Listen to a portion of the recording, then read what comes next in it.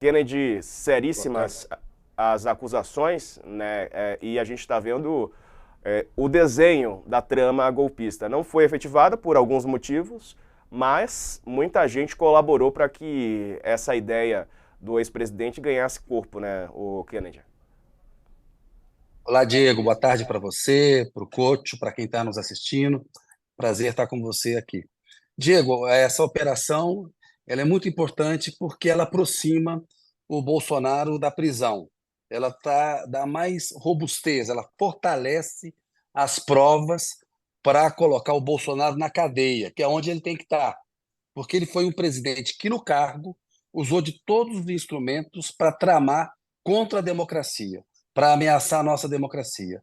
E a democracia é um regime que pode tolerar muita coisa, mas ela não pode tolerar quem quer acabar com ela, quem quer destruí-la, quem atenta contra a democracia. Sem que permitir que um presidente, no cargo, faça o que o Bolsonaro fez, nós vamos contratar uma tentativa de golpe para o futuro. Portanto, é muito importante que essa operação, eu queria destacar, ela é uma etapa para fortalecer as provas, para fazer com que o Bolsonaro pague pelo crime que ele cometeu. Está muito claro que ele precisa fazer isso. Ele e os golpistas que o acompanharam, militares e civis, os fascistas que o acompanharam. Uma outra coisa que eu queria destacar, Diego, voltou a circular na praça hoje a tese de que o golpe não aconteceu porque temos militares legalistas no alto comando do Exército. Ora, isso é uma mentira. Esse pessoal foi convidado e pressionado a dar um golpe de Estado. Fizeram nada. Não deram voz de prisão a ninguém, não denunciaram a tramóia, não vieram a público.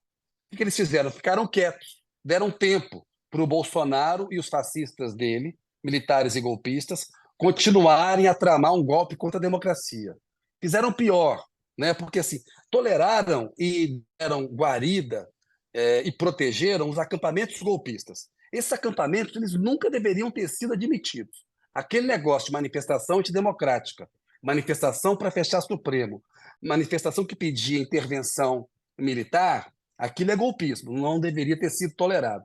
No entanto, em 30 de outubro de 2022, um resultado cristalino no segundo turno. O Lula venceu a eleição. O que esses ditos legalistas das Forças Armadas fizeram? Continuaram permitindo acampamento golpista até 8 de janeiro. E na noite de 8 de janeiro ainda protegeram muitos dos que atacaram a sede dos três poderes. Então, assim, não dá para passar pano para a cúpula das Forças Armadas. O golpismo é uma coisa presente ainda nas Forças Armadas e o Lula erra com essa estratégia acomodatícia do Múcio.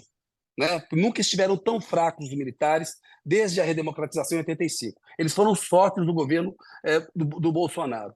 E uma outra coisa, Diego, nos últimos dias a gente viu aí na imprensa, os comentaristas, os ministros do Lula falando: olha que ordem boa que o Tomás Paiva, o comandante do Exército, deu de proibir celebração dos 60 anos do golpe de 64 nos quartéis. Ora, celebrar golpe é crime. Isso não é avanço nenhum.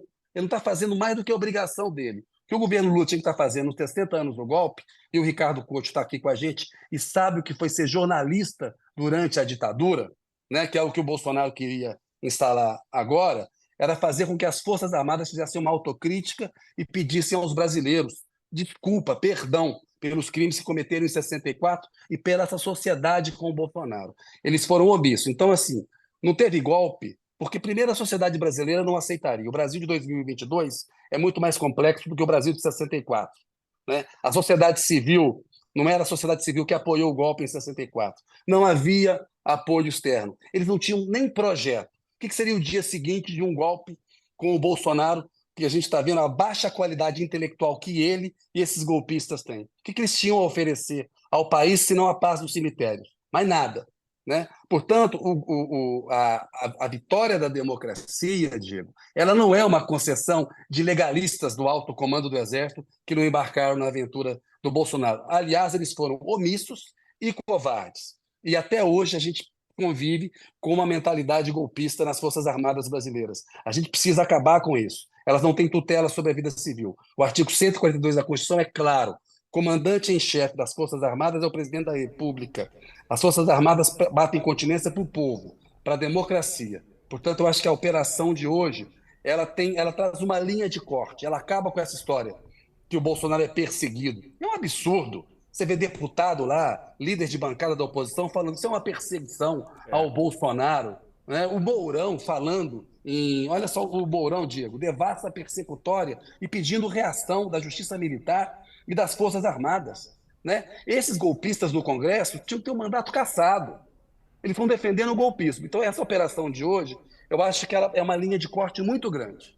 Tira esse figurino mentiroso de que o Bolsonaro é uma vítima. Pelo contrário, ele foi um algoz da nossa democracia e ameaça até hoje. Estava na semana passada, Diego, dando entrevista para influência de Portugal, dizendo que o Supremo deu a eleição para o Lula, cometendo o mesmo crime de lançar dúvidas sobre o resultado da eleição.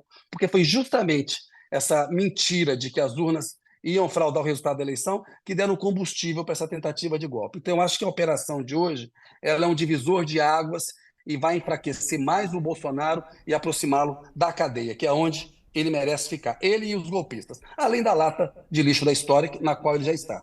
exato.